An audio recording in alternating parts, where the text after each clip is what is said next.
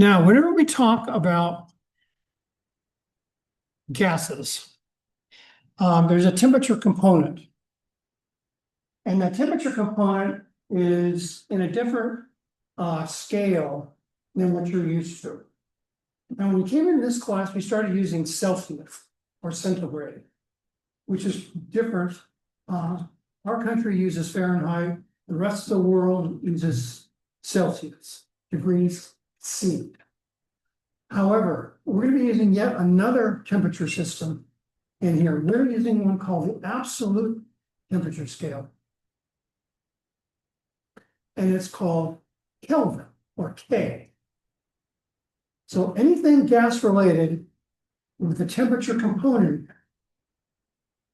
is in K. So let me show you what that is.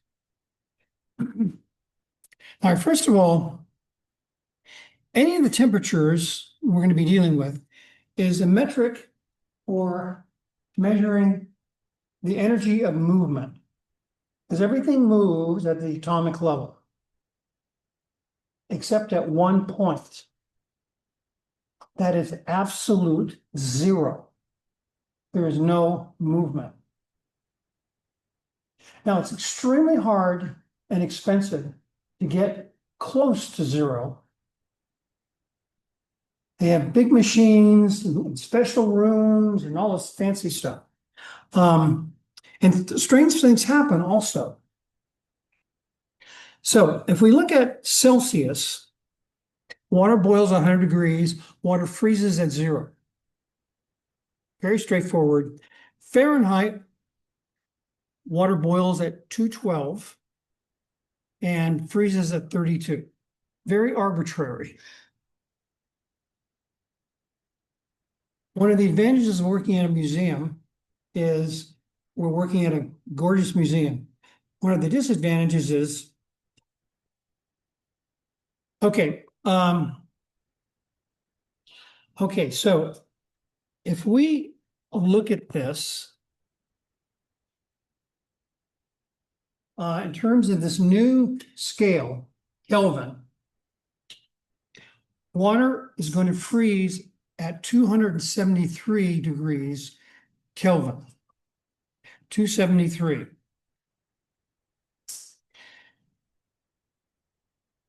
Celsius is 0. Water boils at 373 Kelvin. It boils at 100 degrees Celsius. So the reason I did this is to show you the units in Kelvin are the same units in Celsius. So 10 degrees Celsius is equal to 10 degrees Kelvin.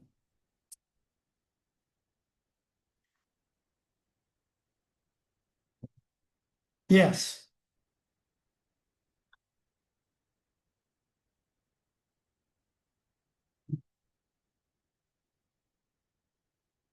It's taking a long way around. Okay, so whenever we use thermodynamics, we always, no exceptions, use Kelvin. So how to convert between Celsius and Kelvin? The difference between those two is 273.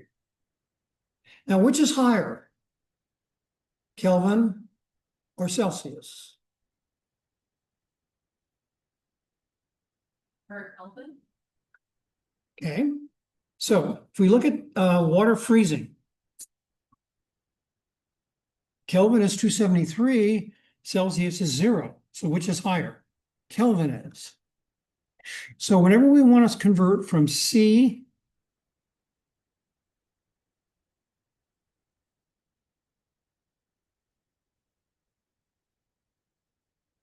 to Kelvin, because Kelvin is higher, we're going to add 273. So if we want to know the boiling point of water in Kelvin, we know it in centigrade or Celsius, 100. So we're going to add 273 to it. We end up with 373. Water freezes at 0 Celsius. To get to Kelvin, we add 273. Now, if we're going from Kelvin to centigrade, centigrade is lower. So when you lower things, think of subtracting. So what are you going to subtract? 273. So say we had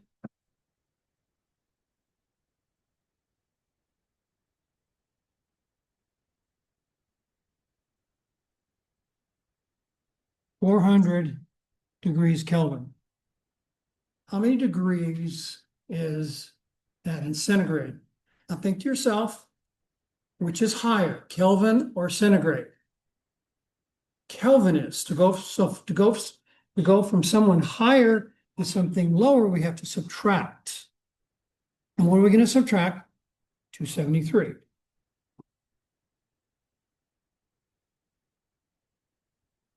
And what is that? That's 127, is that right?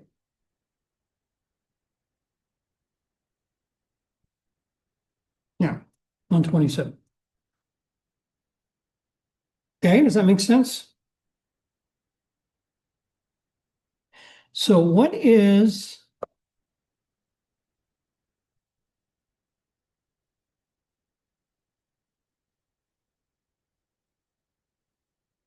what is 0 degrees Kelvin in centigrade? Absolute zero. Again, we're going to subtract.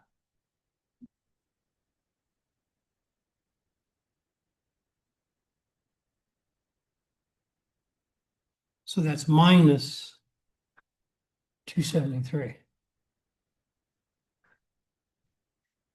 So if we're going from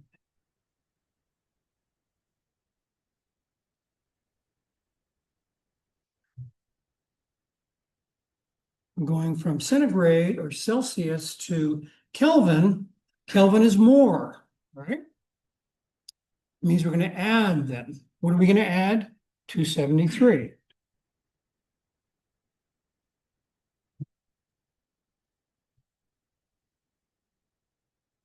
And it'd be 297 Kelvin. Okay, so it's a very simple relationship. The relationship is the difference of 273. And remember, temperature is the metric for measuring the energy of motion or movement or kinetic energy.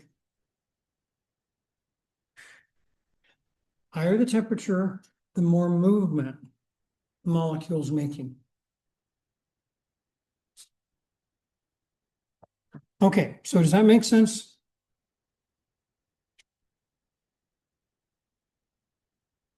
All right.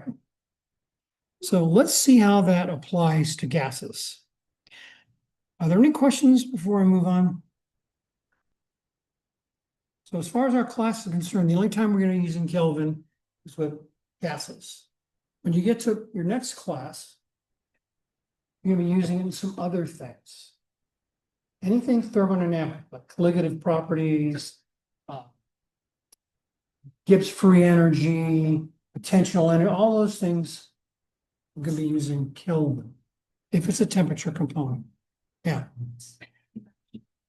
So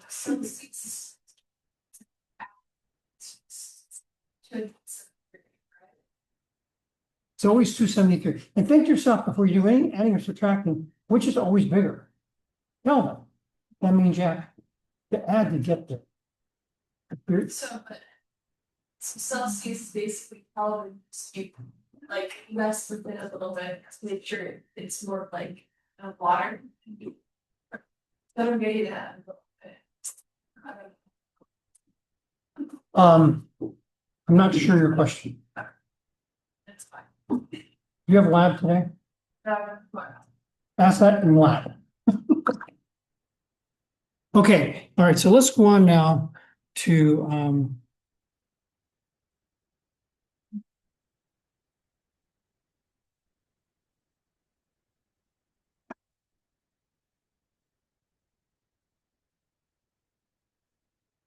okay, remember we talked about 22.4 liters per mole at standard temperature pressure, STP.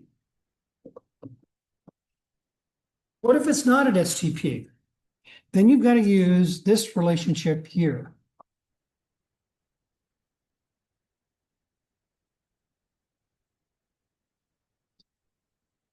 PV is equal to nRT.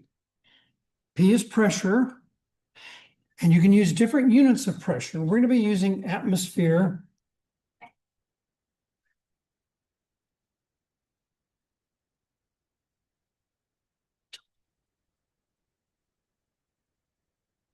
in degrees Kelvin.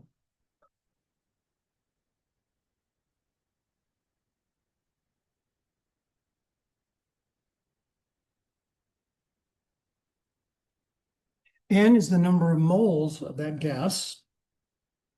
R is a constant, so all the units make sense. And V is in liters. So we've got atmospheres, liters, Kelvin. And then there's the R constant. If we change those three units, we have to use a different R value. And there's like 6 or 7 versions of R, depending what your units are. Okay? So ours is 8.0812.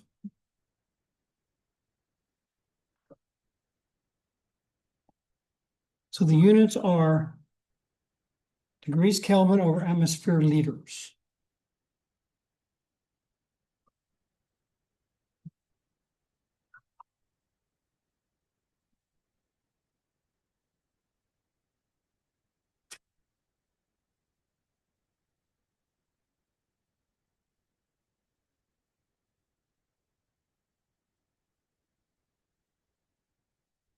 All right, so let's look at a problem. What's the volume of hydrogen gas? Now that's H2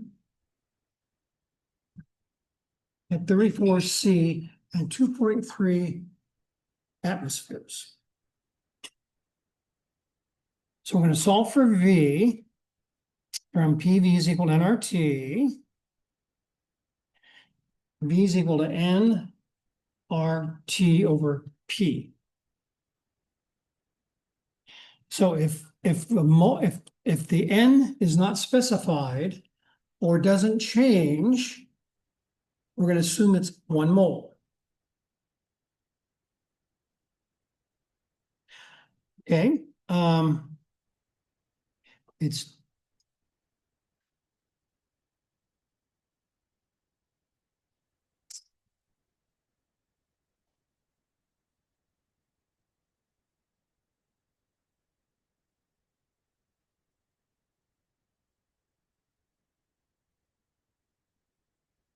and temperature-wise, we have 34 C plus 273 is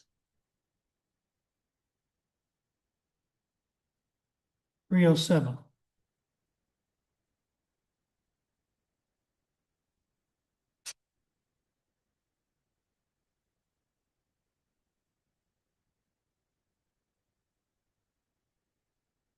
So you need to know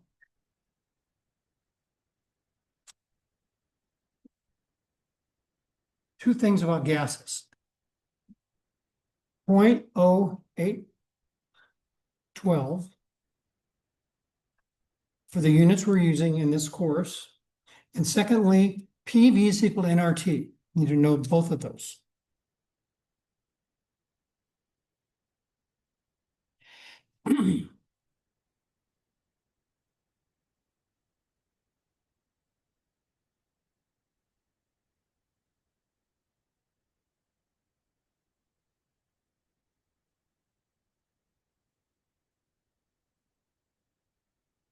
So we are looking at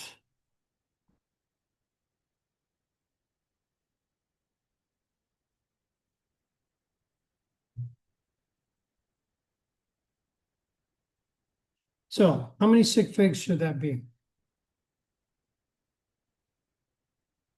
2. So 11 liters.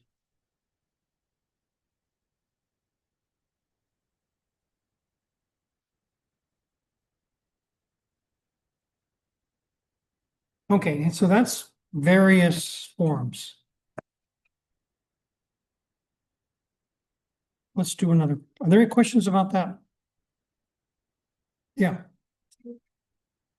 Huh? Two weird times.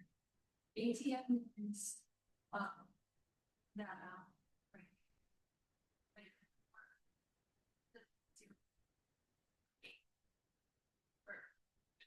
that's R. That's R. It's always a constant as long as you're using atmospheres, Kelvin, and liters. If you're not using those units, it's something else.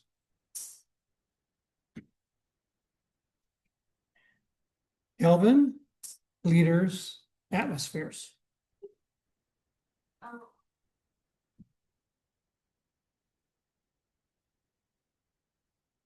So her question was, is R always constant? Yes. As long as you use atmospheres, liters, and atmospheres, liters, and Kelvin. Okay? And N is always moles.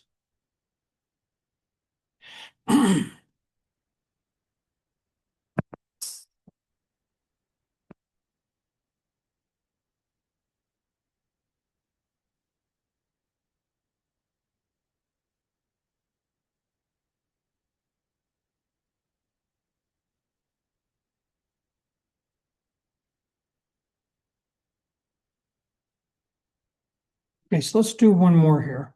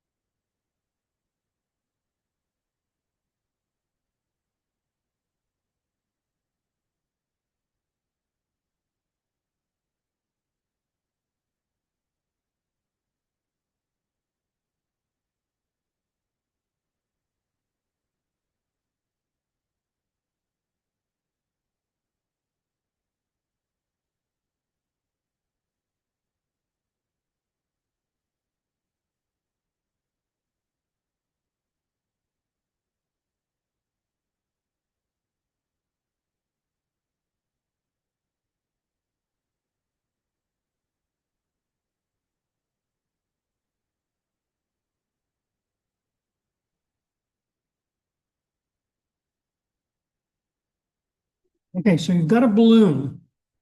As you know, balloons can expand or they can contract. So you have a balloon and you bring the temperature up to 105 degrees C. And there are 2.45 moles of the gas. Doesn't matter what kind of gas, just 2.45 moles of gas. And the atmosphere or the pressure inside that balloon is 234. How big is the balloon? How big is the balloon? Okay, so we're starting with PV is equal to nRT. So we're going to solve for V.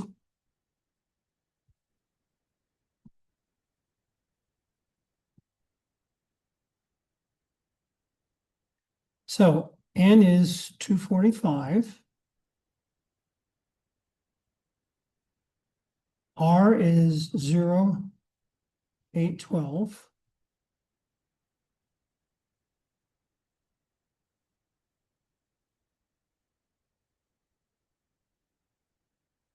Temperature is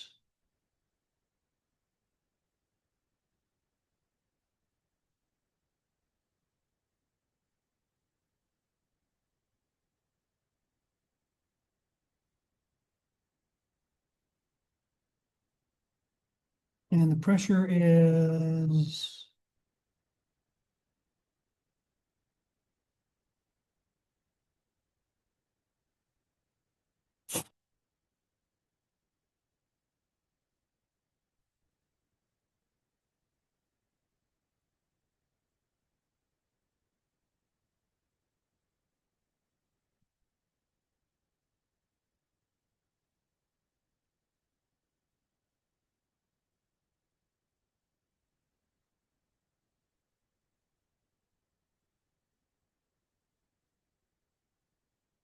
Okay, so we're looking at 3 sig figs.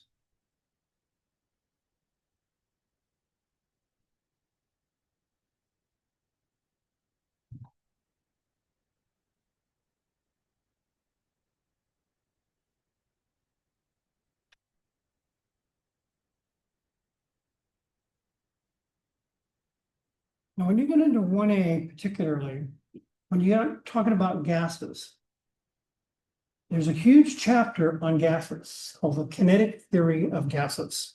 And they talk about how fast are molecules moving at a specific pressure, volume, temperature relationship. How fast are they moving? They're not all moving at the same speed. So when you, so when you take the temperature of a gas, you're taking its average kinetic energy of all the molecules in there moving around. Now remember, they're not all moving same speed. Some are traveling at 0. Some are going extremely fast. We raise the temperature, then more of them are going faster. Hence, the temperature will go up. Okay, there's another kind of problem with gases we're going to be covering in this class. What happens when we change the conditions? What happens to volume? Now, in lab today, tomorrow, we're going to be changing conditions quite a bit. You look at the results after you change the conditions.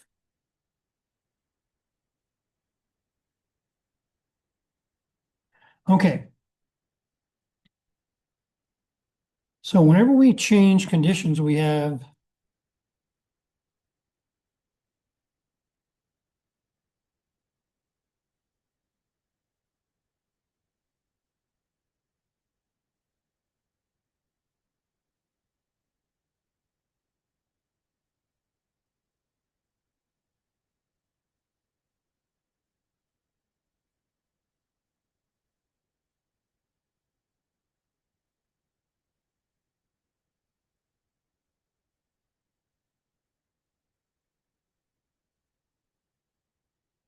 initial and final conditions.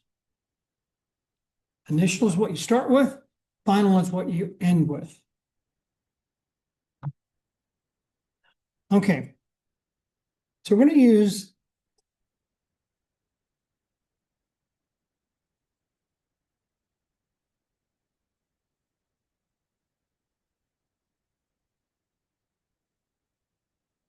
again, PV is equal to nRT, but we're going to have initial PV is equal to nRT and final PV equals nRT. What's the same in both the initial and final formulas? What's the same?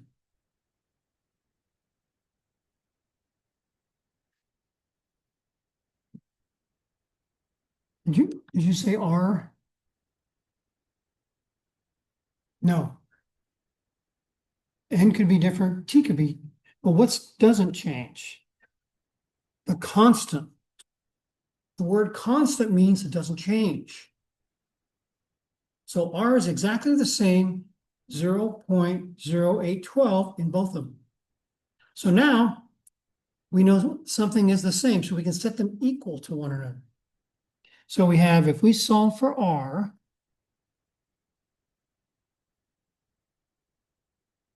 R is equal to PV over NT. And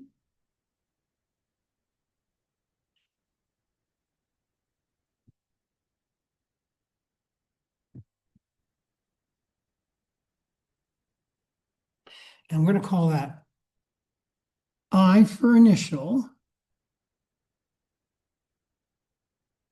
and F for final.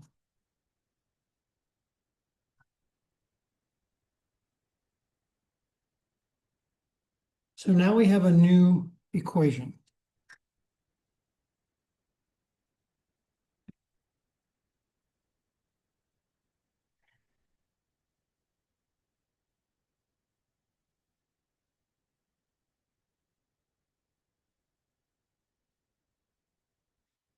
We're going to use this relationship for changing conditions with gases.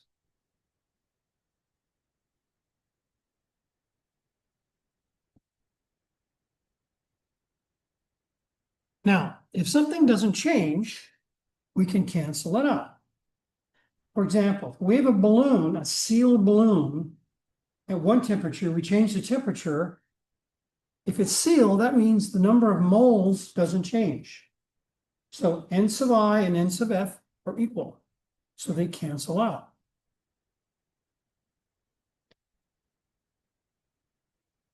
So if we look at this problem here, if a solid balloon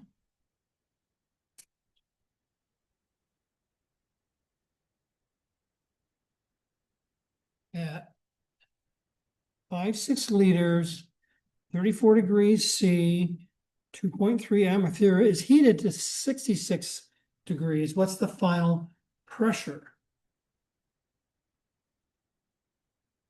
Okay, the fact that I said a solid balloon, what does that mean?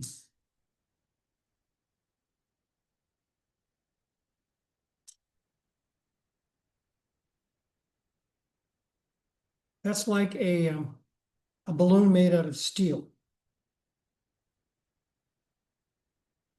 I took a balloon made out of steel and heated it. Would its volume change? No.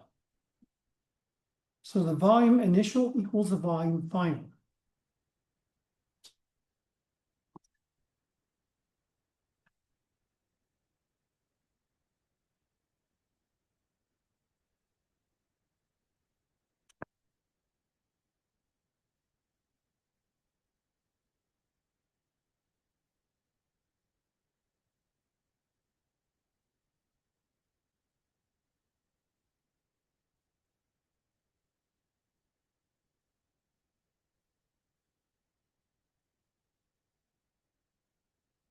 Okay, so let's look at this.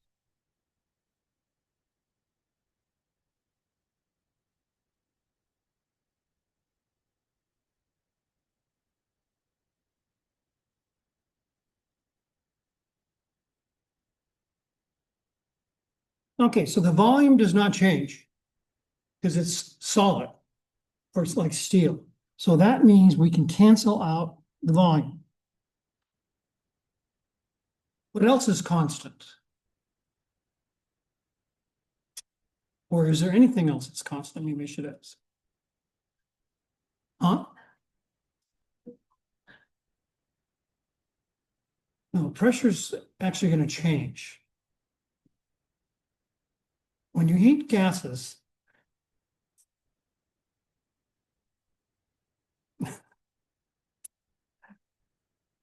pressure is going to go up. Yeah,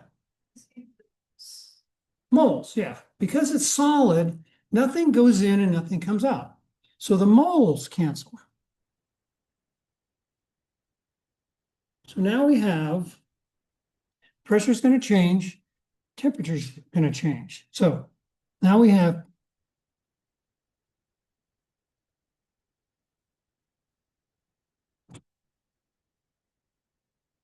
okay, did everyone see where I got that? Because I canceled out stuff that doesn't change.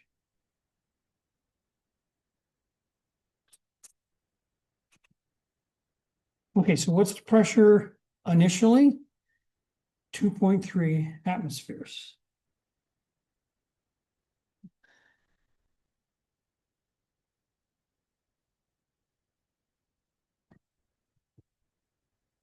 What's the final pressure?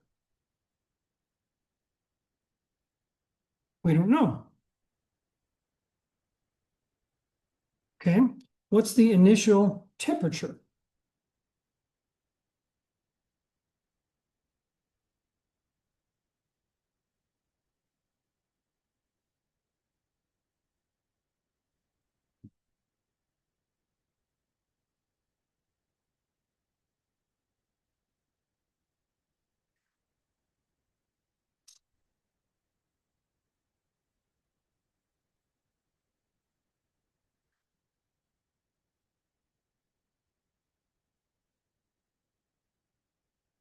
So the final temperature, 339.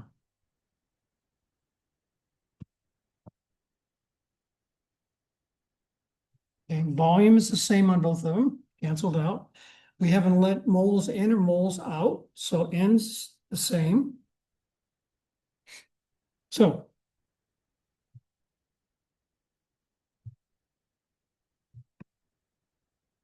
those are equal. So now we're going to solve for final pressure.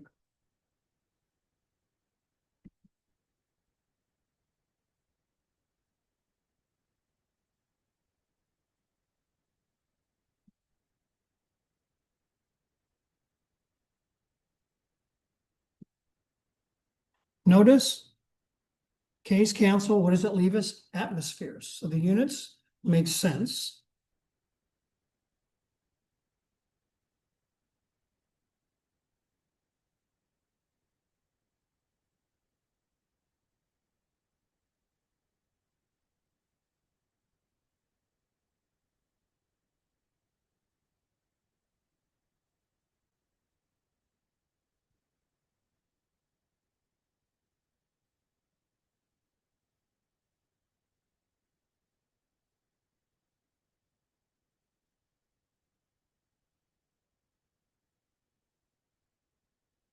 So the pressure went up from 2.3 to 2.5.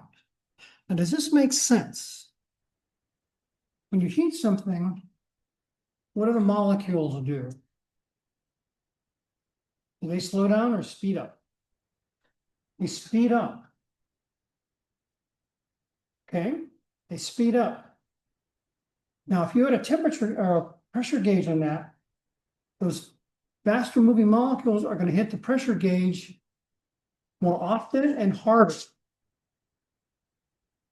So that's what drives up the pressure.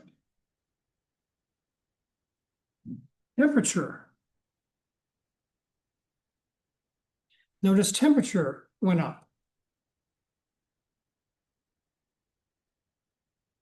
And when you raise the temperature, that means you're raising the kinetic energy of those moving molecules. Okay, so you need to understand the interrelationship between these. Now,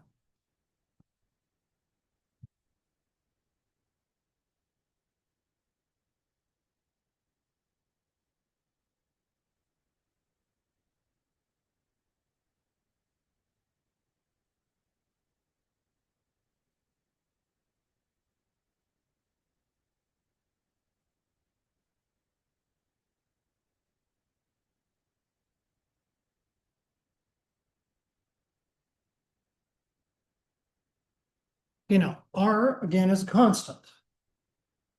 So if we raise pressure and keep temperature the same and keep N the same, what does volume do?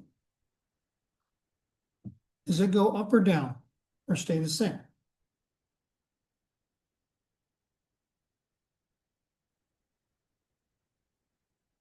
What if we just had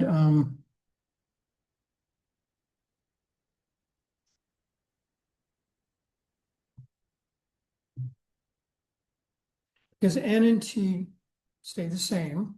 Let's just take those out of the equation. What is the relationship between P and V? Yeah,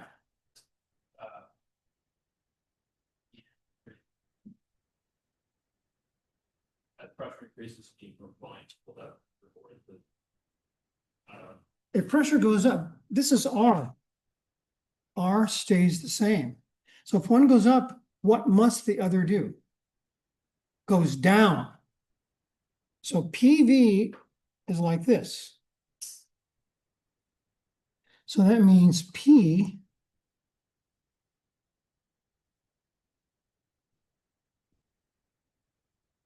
is inversely related to V. Okay, so this is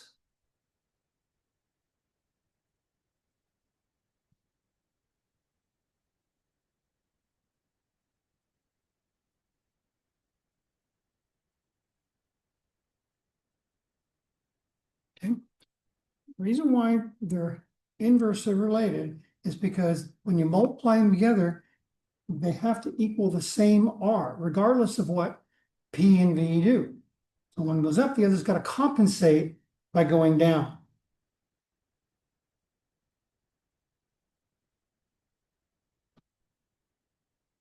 So basically, if I squeeze the balloon to a smaller volume, the balloon pops. Why did it pop?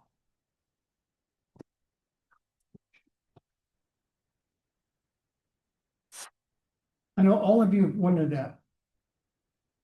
You squeeze a balloon, all of a sudden it goes, why?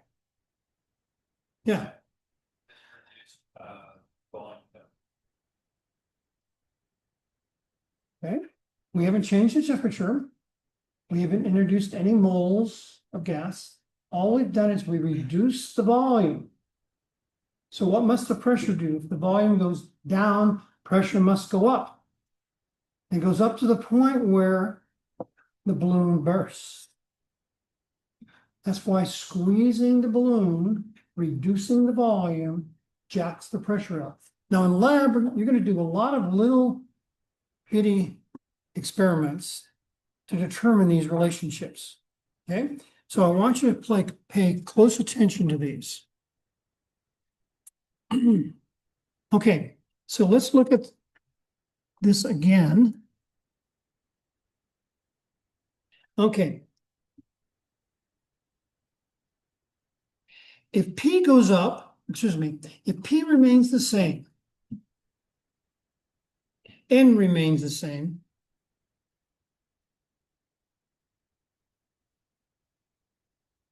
and we increase the volume, what must temperature do? We go down because it's volume divided by temperature equals a constant. So if volume goes up, temperature's got to go up also. Volume goes down, temperature goes down. Because it's equal to R. So that means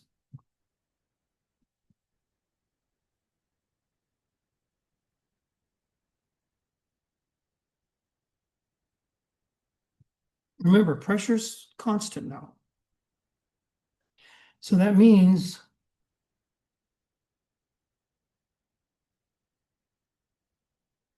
volume and temperature are directly related. Volume goes up, temperature goes up.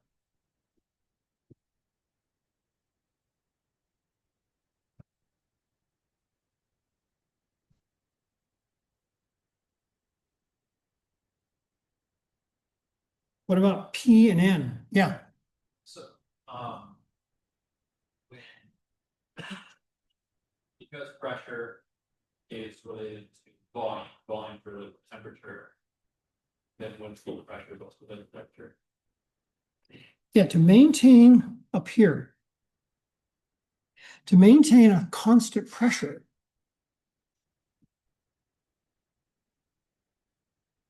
you gotta do what? Increase the volume. Oh, yeah. Okay, so let's look at P and N now. When P goes up, what must N do?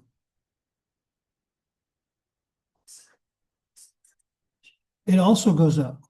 So that means P. Now, this is the only one, in my opinion, that is easy to rationalize. When you put more molecules in there, the pressure's got to go up because there's more stuff in there, and the temperature remains the same.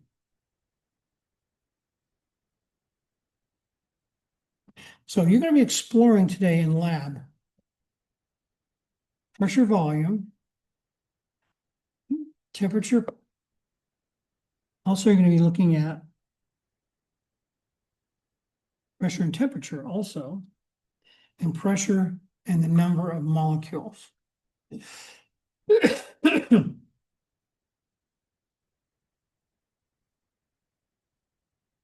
Okay, so let's do another problem.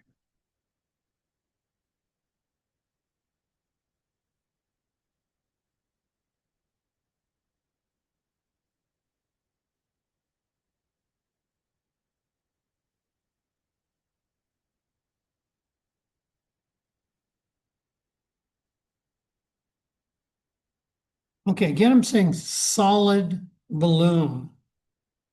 You remember what that means? Hmm?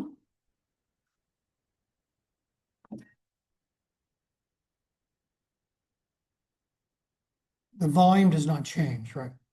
It's like the steel balloon. We can heat it, we can cool it, we can add more molecules, but its volume is constant.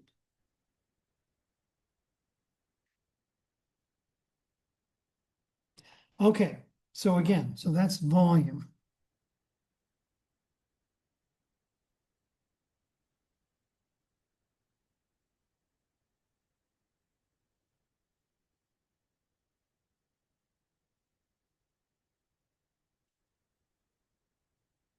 Okay, in reading this, do you see anything wrong with the problem? If a solid balloon of 6.6 liters compressed to 2 liters and the temperature reduced from 34 to 10 with initial pressure, what's the final pressure? What's wrong with that wording of this problem? Yeah, It says solid. yeah, solid means the volume doesn't change. So we are going to get rid of solid.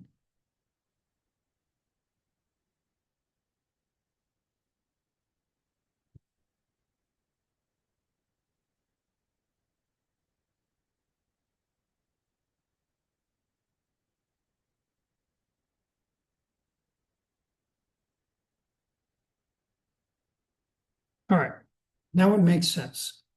So now we're talking about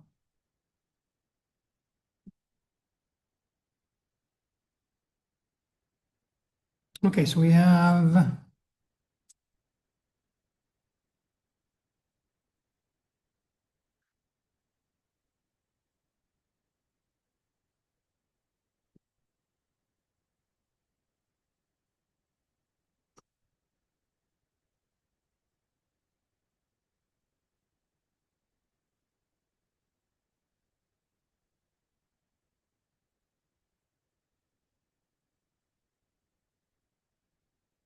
okay, so one, the volume's changing.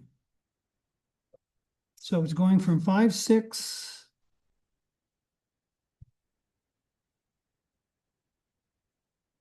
What about the pressure? The initial pressure is 1.2.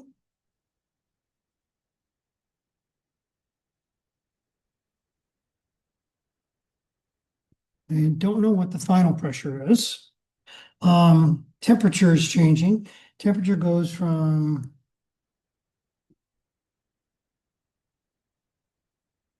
307 to 283.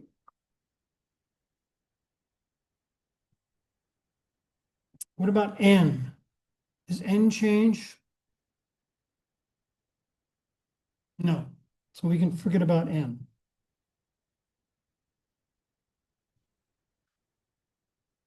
So now we just solve for P sub F. Now to do this, to get rid of the 283 on the right, we cross multiply. That brings it to the top on the left. To get rid of the 2, we also cross multiply.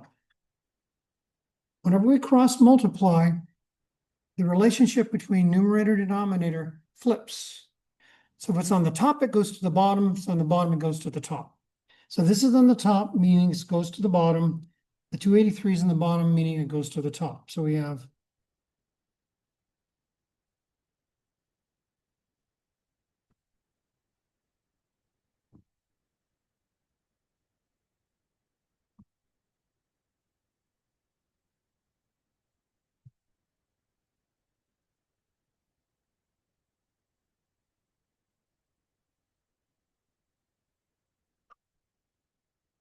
In fact, what I'm going to do is use different colors.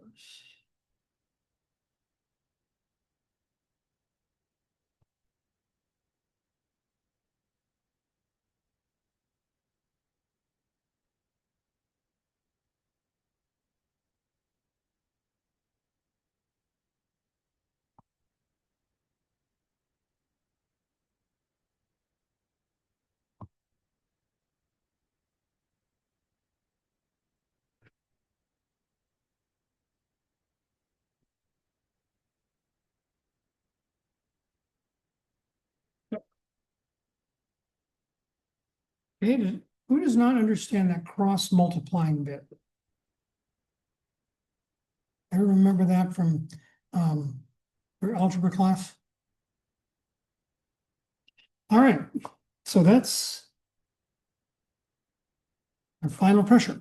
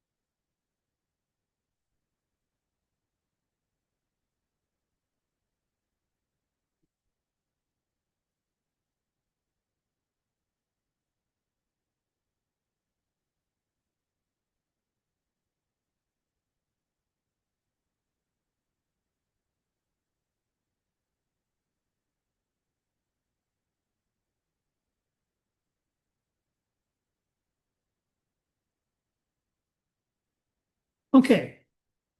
So a couple things are going on. The volume is going down. So what must pressure do? Go up, because remember they're inversely related. However, temperature is going down. So what must pressure do? Go down. So we have two things going on. One is increasing pressure, the other is decreasing pressure.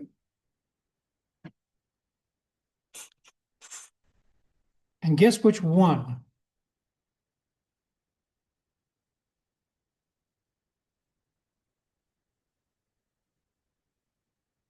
Volume one. Because instead of going down, it had gone down, the temperature would have won. But because we've compressed it more than twice, it's smaller, even smaller than half the size of the original pressure or volume. Okay, so does this relationship make sense? Again, it's based on ideal gas law, PV is equal to nRT. Now all we've done is we've changed the initial and final conditions and set them both equal to R. And by doing that, we can equate them together because R does not change.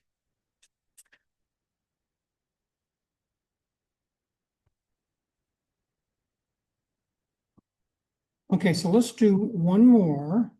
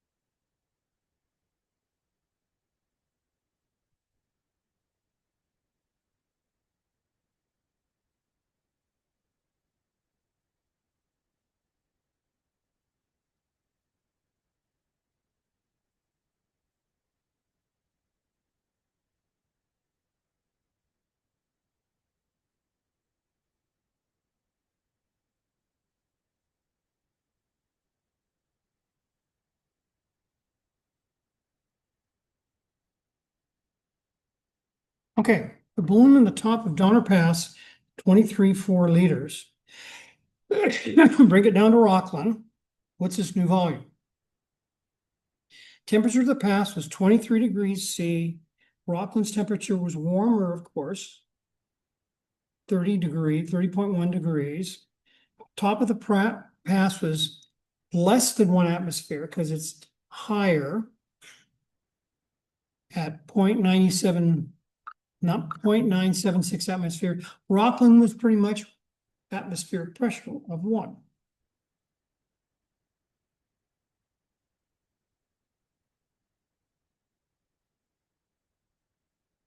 Okay, so we have changing conditions now. So we have initial conditions. Okay, we have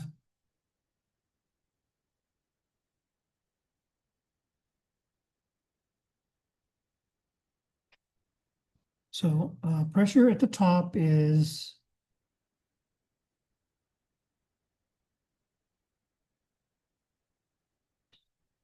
the volume is 23.4 liters.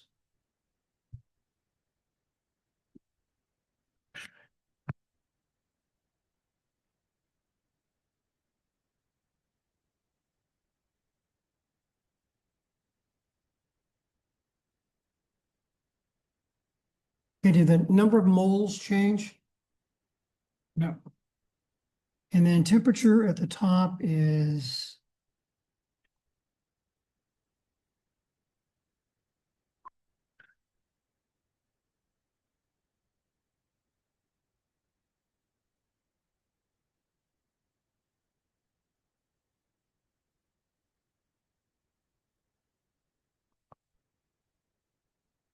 okay.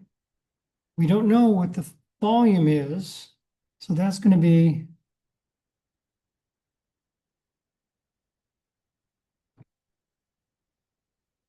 an unknown. Atmosphere is 1.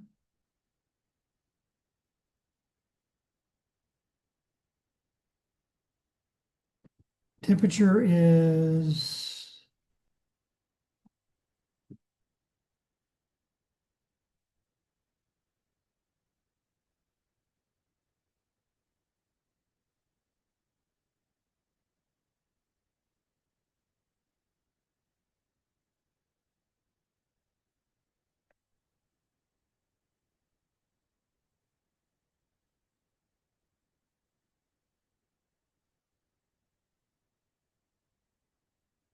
okay.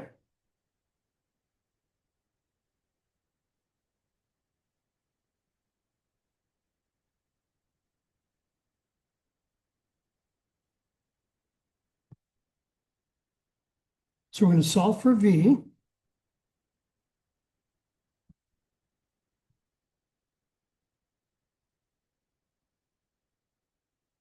Cross multiply.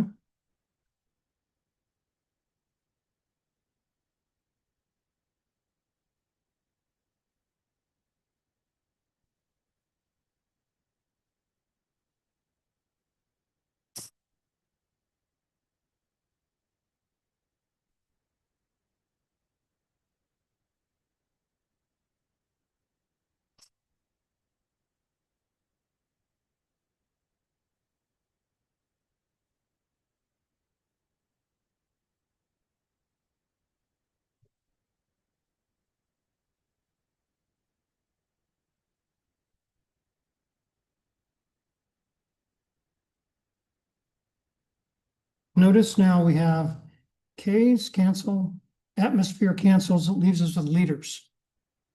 So all of our units are working out appropriately.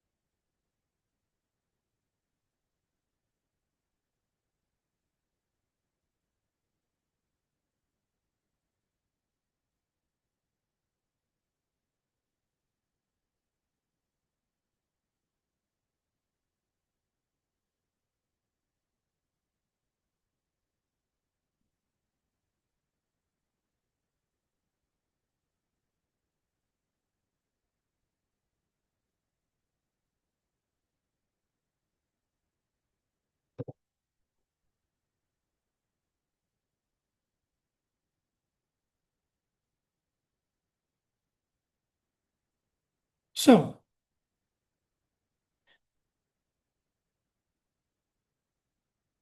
Does that answer seem weird?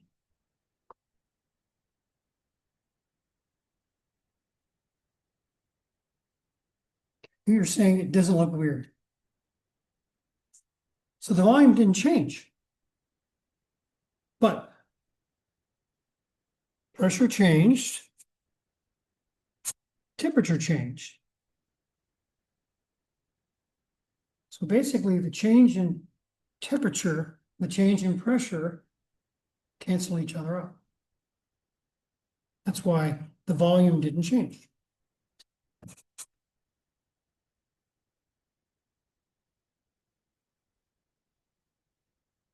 You always need to look at your answer in these gas problems. This makes sense. Okay. So the two types of problems you run into with gases is I give you conditions and you tell me what's missing in the ideal gas law. Frequently it's volume. Now, when you get into stoichiometry and gases, the problem gets much more complicated. Because remember the first step in stoichiometry is convert to moles. So then we're solving for N if we're talking about gases. A different pressure, volume, temperature.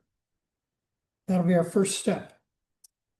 And the second step is a ratio from the balanced equation. And then what are we trying to calculate? So you run into those problems in your next chemistry class. Whether it be 2A or 1A. Okay.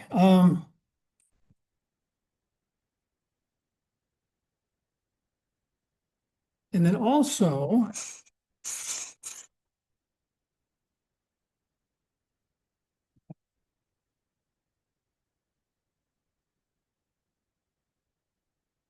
keep these in mind. PV, inverse. PT, direct. PN, direct. Okay? Now we're going to reinforce these relationships in lab today and tomorrow. I'm also we're going to have liquid nitrogen there. I'm going to have a handball. I'm going to bounce it on the floor. At two temperatures. One temperature is at room temperature, and it'll bounce pretty well. The other temperature is going to be about 20 degrees Kelvin. I'm going to bounce that. See the difference. So that's one demo. The other demo I'm going to do, I'm going to show you what air weighs. Now, the concept of atmospheric pressure is how much does the air weigh from where you're standing to space? All those molecules, if you looked at a square inch of air all the way to space, guess how much that weighs in pounds?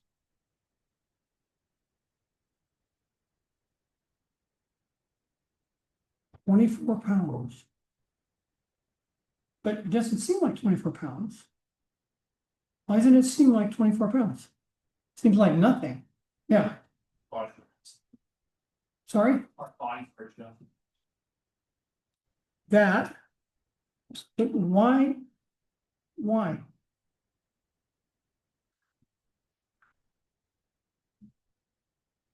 We have something that goes under our hand. And what does that do? It balances it out. So there's a relationship in physics. Force equals mass times acceleration. If we're not accelerating, we're not feeling any force. So acceleration is zero, that means force is zero. Anyways, now, at 24 pounds, think about that. That's that much air. That's a lot. Think about your body. How many square inches are on your body? Quite a few. times 24. So air is heavier than most people think. I'm gonna demonstrate that today. That will be the second memo. Okay. That's it for today.